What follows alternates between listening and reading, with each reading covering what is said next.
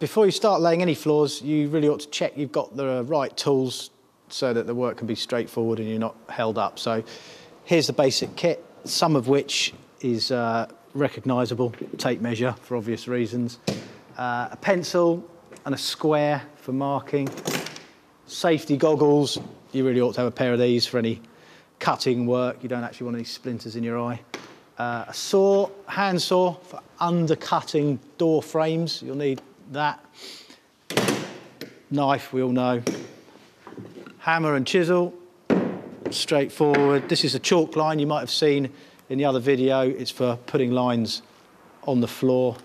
Not essential, but quite handy. Jigsaw for cutting. Chop saw would be nicer if you've got one. Wedges. Now, these are very handy. You don't have to have these plastic wedges. You can always cut wedges, and we can show you how to do that in a minute, actually. But plastic wedges are handy.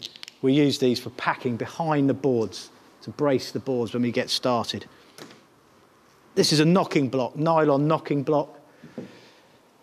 You don't need a nylon knocking block. Again, you could cut this board and use that edge. Essentially, it's for banging onto the tongue to knock these boards together.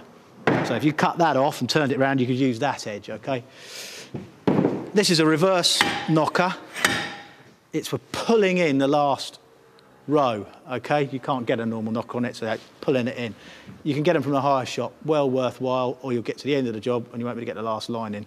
And a straight edge or a long spirit level is also something you're going to need. So those are the basics.